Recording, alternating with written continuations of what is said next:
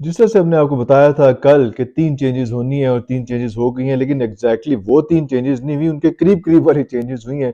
उसके बारे में डिस्कशन करेंगे, उसके बाद हारिस रऊफ़ के बारे में डिस्कशन करेंगे कि वो क्यों रिटायरमेंट की तरफ जा रहे थे। लेकिन उससे पहले जो है वो जो सुशांत मेहता है, उनके बारे में ज़रूर बात करेंगे कि वो एक किस किस्म की एक फ़ज़ूल और घटिया और एक लानती किस्म की चीज़ की है, जिसके बारे में बात करना हमें बहुत ज़रूरी है। क्योंकि आपको पता होगा कि इंडियन जर्नलिस्ट हैं, यूट्यूबर भी हैं और वैसे भी क्रिकेट पे क्रिटिसिज्म करते हैं, चीज़ें करते हैं। उन्होंने काफ़ी पहले जो है वो हुज़ूर करीम सल्लल्लाहु अलैहि वसल्लम की शान में गुस्ताखी की थी। उस वक़्त भी जो है वो सिविल सोसाइटी में बहुत ज़्यादा शोर मचा था। गवर्नमेंट सेक्टर में उन्होंने वो लोग इंडिया ने कुछ नहीं किया था ऐसा, लेकिन उस वक़्त भी शोर मचा था। वही वीडियो आजकल दोबारा वायरल हुई है और दोबारा से ट्रेंड कर रही है और दोबारा से जो है वो मेहता पे जो है वो लानतें बरस रही हैं और लानत का वर्ड जो है वो ट्रेंड कर रहा है इस वक़्त। तो इस किस्म की हरकतें, इस किस्म की चीज़ें येस बिल्कुल एक्सेप्टेबल नहीं है किसी भी मौके पे, किसी भी हवाले से। वहाँ की मुस्लिम कम्युनिटी तो इंडिया की कर रही है, बाकी पाकिस्तान की कम्युनिटी भी कर रही है। लेकिन ये गवर्नमेंट लेवल पे, पाकिस्तानी गवर्नमेंट लेवल पे, इंडिया गवर्नमेंट लेवल पे बात होनी चाहिए। इससे काम मेरा ख़्याल है कि इस चीज़ को नहीं रुकना चाहिए और जब तक ये बात ना हो, जब तक सरेआम और आम माफ़ी ना माँगी जाए, तब तक ये चीज़ें इसको रुकना नहीं चाहिए। और जिस तरह से हो रहा है इस वक़्त कि उनको अनफ़ॉलो किया जा रहा है, अनफ्रेंड किया जा रहा है, उनको उनको हटाया जा रहा है, उनको सोशल मीडिया से जो लोग उनके ट्विटर पे और इंस्टाग्राम वगैरह पे थे, लोग उनको अनफ़ॉलो कर रहे हैं, चीज़ें कर रहे हैं और उसको इसी तरह से करना चाहिए और ऐसे ही होना चाहिए था उसमें।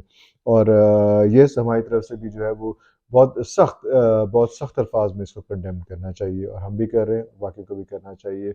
अब हम आते हैं इस मुद्दे की तरफ कि जो 3 प्लेयर्स थे, 3 प्लेयर्स को चेंज करना था। मेरा ख़्याल था, मैं ये चाह भी रहा था और उस वक़्त खबरें भी बहुत ज़्यादा थी कि आज़म खान जो है वो भी चेंज होंगे और उनकी जगह जो है वो कोई और आएगा, या तो बाबर रिज़वान को जो है वो दोबारा कैप दिया जाएगा, ग्लव्स दिए जाएँगे, कीपिंग ग्लव्स, या फिर जो बाकी प्लेयर्स बैठे हुए हैं उनको दिए जाएँगे, कुछ ऐसा सिलसिला होगा।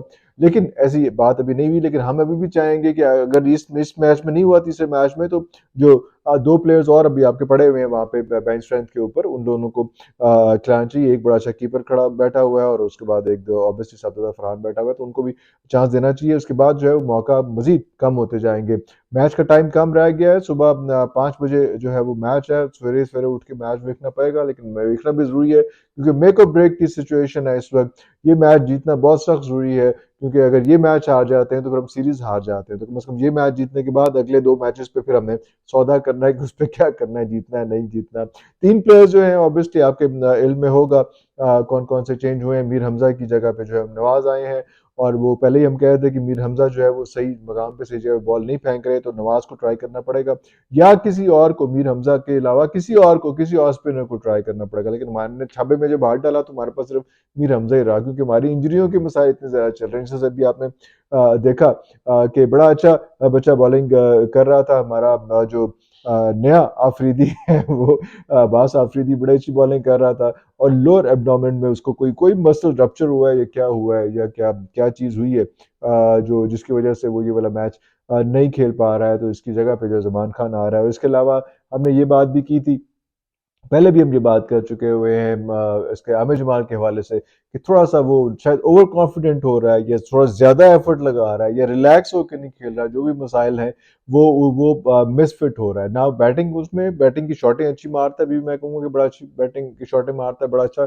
खेलता है, लेकिन कब मारता है, जहाँ ज़रूरत होती है वहाँ नहीं मारी, तो फिर उसके बाद कोई फ़ायदा नहीं इतना अच्छा प्लेयर होने का। और जैसे हमने देखा कि ऑस्ट्रेलिया में अच्छी बॉलिंग डाल रहा था, लेकिन यहाँ पे दोनों मैचेस में बहुत अच्छी बॉलिंग डाली, तो उसकी जगह पे जो है वो हम वसीम जूनियर को लाए हैं। अभी एक्सपीरियंस आए हैं तीनों, नवाज भी एक्सपीरियंस्ड आया है, जमान भी एक्सपीरियंस्ड है और साथ इसके नवाज तो बैटिंग भी बेहतर कर लेता है। वसीम जूनियर भी suppose to be the allrounder, bowling allrounder, उसको भी कोई छक्के चुके छोटे मारने चाहिए, तो वो जो है वो उसको प्लेस किया है। और साथ जमान खान जो है बड़ा अच्छा, बड़ा जबरदस्त पेसर है हमारा, तो उसको भी प्लेस किया है इस बार।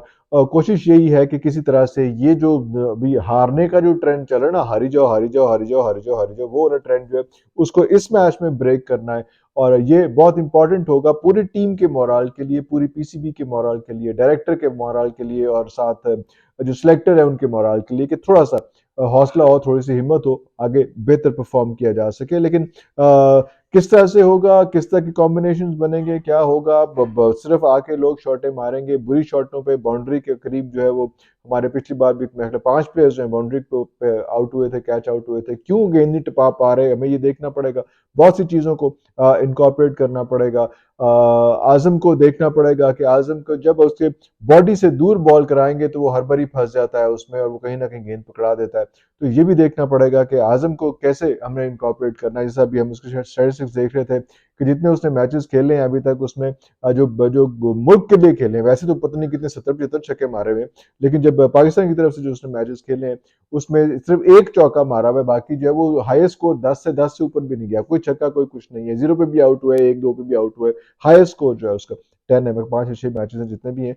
तो वो आजम खान को देखना पड़ेगा कि क्या करना पड़ता है, क्योंकि मसला ये भी आ रहा है कि उसको कीपिंग के अलावा कहीं और फिटिंग भी नहीं किया जा सकता, क्योंकि वो एज फिटनेस नहीं है, एथलीट इतना अच्छा नहीं है। यस, कीपर अच्छा छाले छुले मार लेता है, ठीक है, कोई बात नहीं, लेकिन जब उसको बाउंड्री के करीब थोड़ा सा दूर खड़ा करेंगे जहां पे उसको ज्यादा रनअप लेके किसी को बॉल को पकड़ना पड़ेगा, तो उसका जो रिस्पॉन्स टाइम है वो कम हो जाएगा। तो ये एक चीजें, रिस्पॉन्स टाइम सॉरी, ज्यादा हो जाएगा ज्यादा हो जाएगा, क्योंकि पहुंच नहीं सकेगा।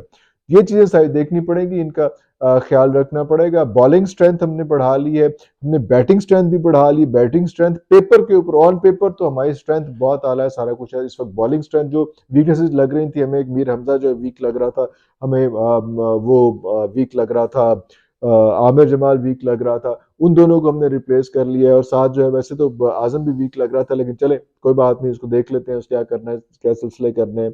उसको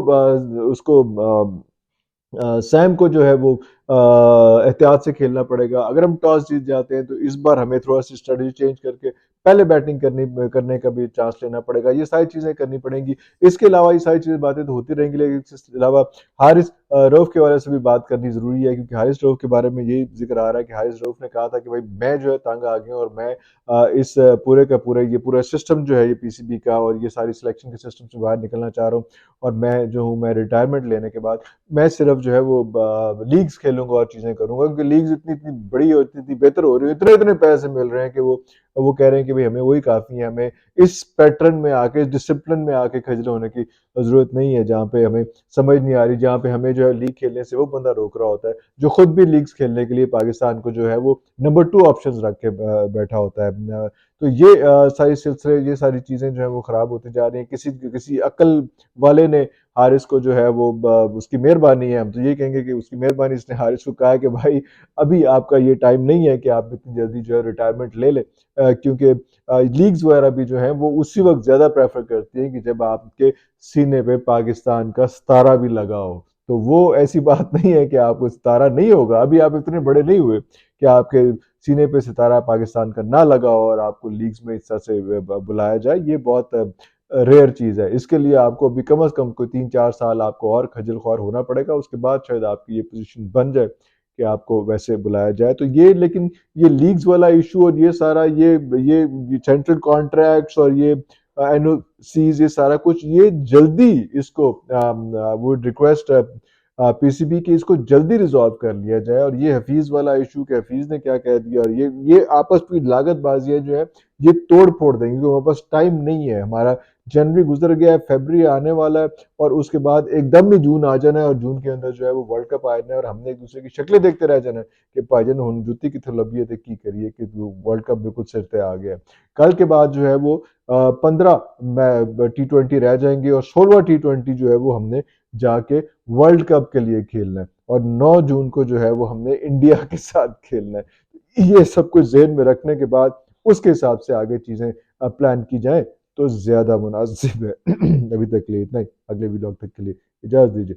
पाकिस्तान जिंदाबाद।